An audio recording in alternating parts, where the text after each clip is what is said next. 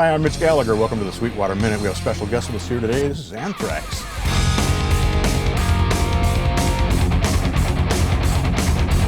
Great to have you guys here. Thanks for having us, Appreciate you being here. Frank, Charlie, Scott, John, Joey. It is a real pleasure to have you here at Sweetwater. So tell us what you're doing here. What's happening to bring you here to Sweetwater? We only have a minute. 1 minute is all you get. The tour bus got stuck along the road, and you guys were happy. Here we are, right? Helpful, thank you. We just finished playing Riot Fest this weekend in Chicago. Right. And then Sweetwater, there is a person, that's the name. His name is Sweet, his last name is Water. He invited us down here to do a little Q&A with you. I think we're recording a couple of songs, and For a bunch of people. people are going to get to watch the process. How we do our thing. Right, you're doing one of the recording workshops, right, with Mark Brunsby and the studios there? Yeah. Yeah, those are a lot of fun. The people come in and sit right there while you're doing your work, so you're going to be under the microscope while you're creating the music. No, they're under the microscope to see how good of an audience they are. Because we question them. We're judging them. Because after a take, we say, did you like that? You know, Right. It's really important that we know. Right. So, Frank, you're almost a regular here, man. I know, I'm here too much. I'm sorry, guys. Yeah, but I like it here. It's very comfortable and friendly, and I know a lot of people here now. So and you guys are always, soup to nuts. Everything's done here, so it's done right. And that sounds like a commercial now, right? Yeah, we like it though. But I appreciate that, so I tell all my friends to come to Sweetwater. So That's awesome. Good. Thank you so much. And Joe, you've been here before as well. That's right. Yeah, stop by we had for a nice tour. little tour of everything, and so well put together. Right. It's sweet. It's sweet. Yes. Thank you. Well, we're glad the whole band is here now. So take us back a little bit. It was I'm from about the same era, and I remember the new wave of British heavy metal and what was going on with Iron Maiden and Witchfind and Saxon and all of the bands that Motorhead and Diamond Head and all those bands. And then Charlie, you've mentioned Fast as a Shark with Accept, and Agnostic Front and Cro-Mags and some of these different bands. How did you guys bring all that together to create this new genre of thrash? An easy question to start things out, right? Put it together pretty well. We're gonna distill the secret down. That's kind of the recipe. To written form, put it in a book, and then Sweetwater will sell 1 million copies. There you go. On There you go. Right. I mean, during like the early 80s, I think all of us here sitting here, we all loved rock music from the 70s. The Kiss, the Zeppelin, the Sabbaths, and all that stuff. And then once 1979, 80 came around, all this stuff from England was happening. And it was like, what is this, And like Judas Priest and then Iron Maiden. And it completely just took heavy metal and gave it a real big kick. And I think we all loved that. And we would see each other at shows, but we didn't know each other. So we were online to see Judas Priest at the Pier. We were at the Venom show and Staten Island? Maiden? Yeah. Maiden. All the Maiden shows. Did you have third row with Maiden? Probably. You were really close at that Maiden show, remember? We were that? first. At the Palladium. But anyway, there was this band that came out in like 82 called Accept, and then they did this song called Fast as a Shark, and at that time it was the fastest thing that we heard. Double bass too was Double kick insane. was awesome. And in the world of metal. In the world of metal. Right, yeah. Kind of set the bar. Yeah, right. At the time. And I remember like when Scott and Danny Luca came over to, I guess it was my audition. Charlie. And In Charlie's bedroom. And I'm like, are you guys gonna make me play Fast as a Shark? And he's like, can you play it? So then he played it faster than the Accept version, and I remember looking at Danny. We both just looked at each other. Our eyebrows were up. He was and curling his we were hair. like, yeah, do you want to be in the band? Like, we had never heard anyone play such fast double bass before. And that was, we were absolutely judging. Right. People judged you by that back then, like how fast double kick could you play, or that was important in 1982. That was the go-to. Yeah, it sure. was. Can you do Fast as a Shark? Yeah, I could do it. Sure. But that was the music we wanted to play. That's so what I said before by Priest and Maiden took metal and gave it a kick. Then we decided that we were going to give that a kick, and then that came out to sound like thrash metal. Right. There was a couple other bands doing it too. Sure.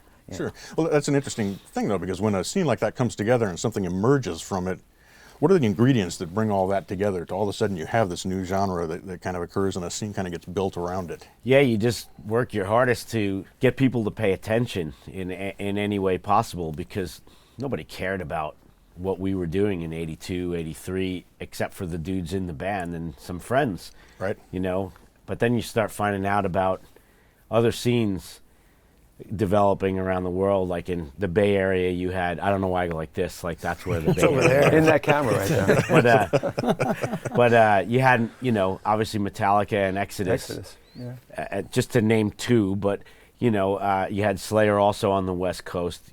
You had Merciful Fate over in Europe, and we became aware of these other scenes and people involved in these scenes, and we started tape trading with people, sending our demos to them, getting their demos. And so then all of a sudden you'd have people writing you from Europe, asking you, you know, when are you going to have more, this and that, and just getting your name out there any way you can, playing every show you could possibly play back then, anywhere we could play. And, Right. but it wasn't really until our first manager, Johnny Zazula, he was a guy who had money and put his money where his mouth was. He loved this music. He owned the record store, and he said, I'm going to start a record label because no one else is going to put these records out. And he signed us, and he signed Metallica, and he signed Raven back then. And, you know, he released Kill 'Em All, and he released Fistful of Metal, and, Right. and Had a Merciful Fate, Melissa. Yeah, Merciful Fate, Melissa. And it was a, you know, really, by him doing that, really spearheaded, you know, a lot of, you know, what this was all going to become by the end of the 80s. But he was the one who actually took the risk by, Right. you know, literally using his own money to do it. Right, right. There are several hallmarks to what I think differentiate Anthrax from some of the other thrash bands, and one of those is melody, and of course a lot of that comes from the vocals. Talk a little bit about how you incorporate melody into those heavier, faster styles. Well, you just gotta find a way, you know. Right. It's a lot of words, and some of the riffs are really hard, it's so fast, and it's really hard to get it all in. But you find a way, you know. Right. And I don't think there was any method, because when I walked in, I never heard of these guys before. So to be able to just Well, we start never singing. heard of you either, so. Yeah, I know. Yeah, you know well. Well, Spreading Disease was a little bit more. There was space, you know, at first, and then once we hit Among the Living, it was on, you know. Right. But it was definitely a style that I had that somehow became part of what we're doing now. I don't know. I had no idea what I was even going to sound like in any of this music. So. Yeah, the blend of that melody and the vocal harmonies and things that you guys are doing is just different than some of the other the thrash things, and I think separates that from what's happening there. Some of the other hallmarks are, of course, the double bass, the double kick, cymbal chokes, kind of things for accents. But a big part also is you guys typically will have a mosh section in your songs where the groove will kind of break down, and making that work requires locking the bass and the drums together. Yeah. Talk a little bit about that. How do you guys lock together when you're creating those parts? I think we're still working on it. It's all about Joey. No, Well, these guys are related, so they know how to relate. That's the lot. that's the lot. That's the lot. We grew up in the same house. We have a lot of olive oil all in through us. our youth, so we pretty much know each other. I know what he's going to do. He knows what I'm going to do. It's pretty much just making sure it works for the song. you Right. know? Right. I don't think we even think about it. I think it just happens. I think that's a big part of it. Don't think too much. Just do. You know, you can't just take little parts of you know, and go with that. You're just gonna It's just just a do feel it. thing too. Yeah, it's a feel really, thing. you Yeah. feel. Those Yep. sections too would like whenever we go to see shows and stuff, and like these certain bands would break into parts like that, like the hair on the back of our neck or on our arms would stand up, and it would be like something about these parts, these sections that just made us. It gets people nuts, which is great. That's what Crazy. you want to. You want to get them going. So- That's the whole idea. We I could enjoyed be those parts. completely mistaken, but I don't think we ever sat around ever and made sure, like when we were breaking down into any part, that like the kick was with the this or the Never. that. We just played it. Yeah. Play it, Right. And Never. the way we naturally did things is the way it sounded and the way it turned out. I think that's also a part of our the reason that makes us just sound not different than other bands, but just sound different, is because none of us were those type of musicians as a band. We definitely were much more. I don't know if that's a New York thing but we weren't like muso metal dudes. You know what I mean? Real loose. Like we just We're tight, but loose. Yeah, Right. we That's play good. and we want it to be natural and we want it to just feel like Anthrax, and that's why, like for so many years, people would try and get us to play to a click in the studio that would always come up at the beginning of a session, and rough. you know, we would literally rage against the click because we were like, it just doesn't work. Like Rage against things the should naturally, you know, things are going to naturally speed up. Things Like are going to jazz, naturally yeah. slow down. It's just the way it is. In And those it's days, something we've never worried about. We tried the click, remember, and it was hurting the song. It hurted the vibe Yeah. of the song. And that's why we had to pull it. And Yeah, he I just don't we like let the him on click. and let him go. Lately, the last couple of records we've been And now- we've been going Yeah, you're with kinda it. Now stuck we've with been it mapping now. it out to fit. To there's a design, and it's like, okay, well, we got to make sure that here it's going to bump up and then come down. So, Right. but sometimes we'll just pull it out. You know, we'll start the click and then we like take it out. Yeah, even halfway through the song, sometimes you'll just leave the click and fade it out and just go on his own. And that's the vibe of the song, the feel. And if it drives that way, let it go. Just let it be. And that's a natural thing, you know? When you're doing that in the studio, do you all hear the click, or do you hear the click? I do. I do. I have Yeah, it. if it's in, I have it. Especially in the beginning of the, like if we're going to start, here it is, okay. And then Jay will just pull it out, Yeah. Jay Rustin. And all of a sudden it's not there and you just go with the song. And Right. that's cool because you don't know where it's going to kind of go. And I like that. I like the feeling. And of I it. love playing to a click. Like I don't even know what's there. You Yeah, know? Right. How developed are the songs when you go into the studio? Do you have them pretty well completely mapped out, or are you going in and doing a lot of the actual arranging and writing in the studio? No, they're arranged. Yeah, pretty much. We go through a good demo process and stuff. We're doing that now. Who can we can't afford to spend studio time arranging songs. I mean, maybe not even in the 80s we would lock go down in. for a month. We'd in a just go in. studio or Yeah, I something. mean, What stuff was would be that? done. I don't know. I feel like we'd just be wasting a lot of time if we were sitting around a recording studio trying to arrange We would. stuff. And it's expensive. know we That's would. expensive. Drum rooms are expensive now, man. Sure. That's the bottom line. So you can do everything else after that. Right. So Right. I think not the last record, but the one before that, I redid drums on certain songs. Remember, because it Right. wasn't right. right. And that's the beauty of how we did the last record. We did it in two different sections. We did 6 songs, and then we waited a couple of weeks, maybe a couple of months, and then we did the other section of songs. You reset up too. You Yeah, didn't leave it set and it was up. really cool to do it that way because we weren't stuck there. In It's a also studio. fresh. Right. So, and then these guys had just 6 songs to do, so they, you don't get burnt out that way. Right, right. John, you came into the band in 2013, and we talked about the new wave of British heavy metal, but you kind of came out of the new wave of American heavy metal, as it's been called, with Shadows Fall. Tell us a little bit about coming into a band that's so established and has such a legacy of recognizable parts and recognizable songs. Well, it's cool for me because I grew up listening to it, so I get to play the songs with the original members. So that's a big deal because a lot of bands who are around this long only have a couple guys left. Right. So. 0 original. Yeah, so it's cool that when I look over, I'm the only fake guy. The real thing. Really right. Did you feel pressure coming in to exactly recreate the parts that were on the records or that the players before you had done? Well, usually when I learn other people's leads, I kind of use it as a blueprint. Then I throw my own stuff into it. I'm horrible going note for note, but I use it as a skeleton and throw in my own flavor. Right. At what point do you put the vocals and the leads and those things into the process? Do you guys track as a rhythm section and then add the rest on top, Absolutely. or how do you do things? Yeah, Yeah. that's how we do it. Yeah. Okay. I mean, there's sometimes I wish Joey was. Sometimes you did actually in the past. You Very was, rarely yeah, was I in there for in anything. the booth singing a little bit. Yeah, it's not like we got in the room, we started, like, they come up with the riffs, and we got the parts, and I just get on the mic and start blasting away something. We don't do any of that. In fact, I get in the studio, and I got a sheet of paper with the lyrics on it, and we just go in and fire away, We have the little blueprint, but it's just kind of off the cuff, which is kind of neat, Right. Right. But you've already got kind of a finished track to work on Yeah, right. at that point. And the same thing with the guitar leads, or do you do those on the basic tracks? No, I'll demo them, then send them to these guys, and if they dig it, then Yeah, on For All Kings, he was sending us like lots of ideas for the different songs all the time, which is great. So I'm curious, with again a band that's been around for a while and had several different very recognizable players, what were you looking for when you chose John to be the new lead guitar player in Anthrax? We knew he was the guy. There wasn't even a... Yeah, we knew him. Yeah, before. we've known John for a long time, and so when we knew that change was afoot, we spoke and we said there was no question. Just John's name was the only name that was brought up, and is he I think available? Eddie Van Halen too. Eddie Van Halen. It was up between him and One of Eddie. the We two. didn't know. It was hard. Eddie was busy. You were that good, Johnny. But yeah, it was the only. It was just, is he available and does he want to do it? that was it. And he played hardball. He played hardball at the contract. Right? Yeah, he had to bring his brother along, and that was it. My brother? My brother. Does it have a brother?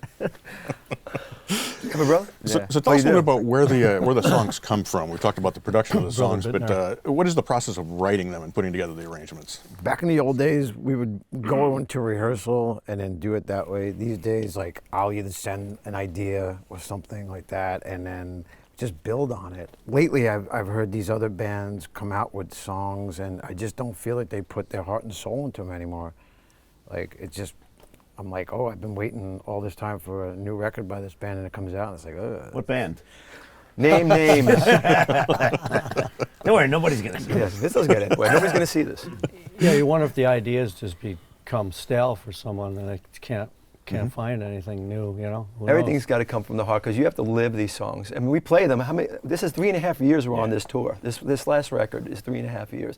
You have to play these songs every night. I mean, for the most part, especially when the record first comes out, and you better love those songs because if you have to, play them and not live them, man, it gets old fast. Right. What's cool is with technology now and all the new gear, let's say in the last 5 to 7 years, it just makes things I think on the songwriter level, it doesn't necessarily make it easier because you still got to write a song.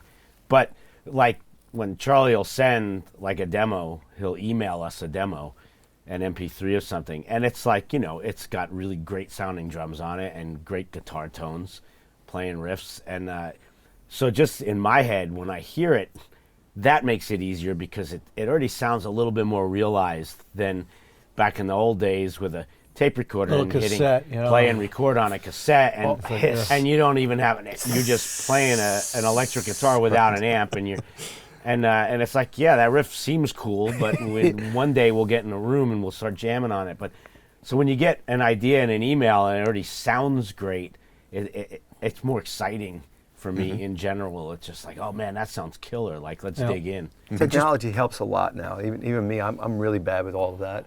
But to do even a garage band thing, just to send them ideas, it's so much easier. It's Right. just so much. Just pushing it, though. I push myself hard, and I don't think people push themselves as hard anymore. I think it's like, that's good enough. Is there a danger of doing too much on the demo and then having what we used to call demoitis, where No. you're trying to beat the demo? Or yeah. just No. Because there's parts that when we get together, like Scott will do something different. He'll modify something or he'll change something. Things are always up for suggestion. Just to add, what's better for the song? At this point in our career, you know it. I mean, we've been doing it long enough. What's going to help? It's not about I'm the best bass player, the best guitar, whatever. Who cares? What's best for this song and what's going to make it pop? Really, I That's like what long it is. songs too. I'm sorry? I like long Songs, right? Keep it But long. now More we time to can play, do right? long Keep it songs long. and not worry about it as much, right? Right. I Because nobody's suppose. going to play this on the radio. Yeah, that's not going to happen. You kind of have that going in. There's no radio play for Anthrax. That's fine. We'll get on without it. But as a live set, it's tough when we got so many long songs to get that hour or 45 minute set in. It's like, And people complain about, why didn't you play this song? Well, Yeah, we right. had It's to like, play it's this. too This long. took How up do you this choose, much right? space, Can't right? choose. People We were have that big complaining catalog. about the set we just did at Riot Fest, and Really? they voted for it. I know I looked at told that it. set and I think we've covered all those It's songs. like, well, what do you want us to do? You this said is you what wanted they this. voted What do you, for. what This do is you what want we to do? played. What songs do you pick? You ask the fans what they want to hear, and then you can't make everybody happy. Right. And also be happy doing it. So it's tough. Is there, you guys have explored a lot of different things during the course of your career. You've done some classic rock covers, you've done obviously the rap and hip hop kind of thing, and some punk kinds of things. Is there an area where Anthrax shouldn't go, where you feel like it isn't Anthrax anymore? You haven't heard of reggae yet. Yeah. Yeah, there's stuff. Shouldn't go? 'Cause as soon as I hear you shouldn't do that, of course it makes me want to do it. Right. And But I that's- also understand that, there are certain things that there are already plenty of people out there doing it really well that we really wouldn't need to put our toes into that water. You know what I mean? Like, I don't know that we certainly need to make a bluegrass record, let's say. I don't think that's ever going to happen. Right. I like bluegrass music, but we don't need to do that.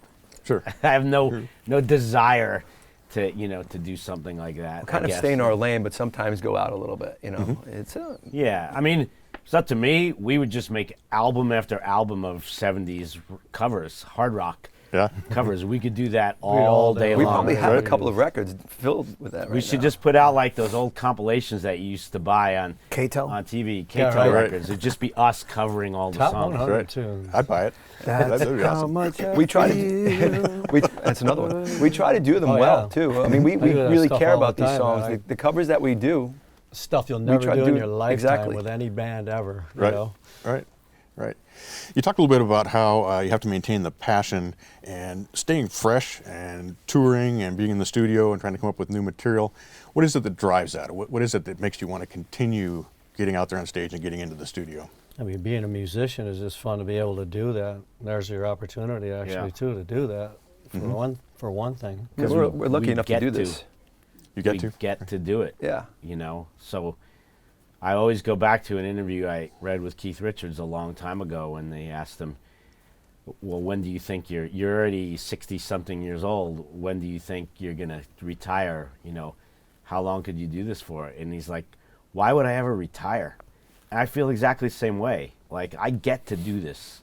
I get to play guitar in a band. That's what I get to do. People want to hear you do it. They like what we do, so it's Right. fun. Yeah. Right. We were lucky enough to do this. We know we're lucky enough to do it. I mean, we've worked hard, yes, but also there's a lot of luck involved with this business too. So it's better than digging ditches. Sure. That's the way I look at it. Right, And right. So there's a luck involved, but as when you guys started and you were talking about the tape sharing and some of the things that went on and playing shows, today bands are doing somewhat similar things with social media and things. Do you think it's easier now? Was it easier back then? Is it the same? Or Who knows? You don't know anymore. I think it's Yeah. harder nowadays. yeah, There's so many Well, you people. don't sell records anymore. You don't sell records. So but I don't know how that changes for bands getting signed. I like, does that, What does that mean does anymore? that even mean What anything does that or mean? happen anymore? You know, Or There's no tour support for these young bands, which I feel horrible for, because they can't go on the road to support the record they just worked really hard on. How do you get out on the road because you have no money? But on the other hand, you can just put your music out there by Yeah. yourself, and it doesn't There's the other essentially because you don't need a label, aka the bank, to front you a bunch of money to go make a record the Right. old school way. You could literally make a record in your bedroom and put it online for people to hear it. We certainly couldn't do that in 1983. We had cassette tapes that we would literally throw at you, Right. Right. to try and get you to hear it. So I guess in some ways it's just different. I don't know that it's easier or harder, but it's a completely different world, that's for sure. sure. There's been a lot of talk recently about rock being dead, and it seems like you hear that every few years that rock is dead. But you guys are out there playing sold out shows, and you're doing big festivals. You're off to Rock in Rio in a couple of weeks and things. What is your take on the health of rock and metal these days? It's funny how that seems to come up every couple of years. So it must sell magazines, or these days it must get a lot of. It's good clickbait. Something to do with money. I guess that every couple of years the rock is dead thing has to come up. Because someone must be profiting off of that. Otherwise, it would go away. I have a theory about it. The reason why they say it is because there's been an influx of different types of music that have come in the last 20 years to almost replace it. Or it's like you have country music, which has taken America by storm. In places that you would never think country music would be popular. You have rap music, which has taken America by storm. You know what I mean? You have EDM. So you have all these different forms of music. So where is rock going to go? It's going to be pushed a little bit back to where it should be. The underground. So I when like we go that. see Iron Maiden, when I go see Slipknot, when I hear Tool has a #1 record, I don't say rock is dead. Sure. You can't say it's dead because it belongs for me. I don't want it out there like the hip hop stuff, and I think it's cool. It's my thing, underground, and that's always been cool because it'll rise. Of course, it's all cycles. It'll come back again with some big. There'll be a Guns N' Roses one day that'll come back and make this amazing record. They're that'll- back, by the way. No, there'll be another Guns N' Roses, a younger, And But that's there fine. there is something happening like that with There is. the young bands like Greta Van Fleet and stuff like that. And, yeah, so don't rock is not dead. You can't write them off. You can't write rock off, and it never will die. For people who say that, I think it's about they hear people say that, and do you really know what's going on? Are you listening? Right. Maybe you're just listening to what's out in social media. Don't do that. So my last question for you guys is a question I like to ask when I have a band or an artist who's operating on a high level and travels in circles with other high-level bands. And the question is, what is it that makes a great artist or a great musician? Just a look, man. You could just a band you never heard of, and you could just go on and see them on stage, and it's like there's something about that dude right there or that chick. She's got it, and It's a vibe. That's the thing. People don't back it up with good songs anymore. So that's a problem. A lot of gimmicks too. You gotta have that.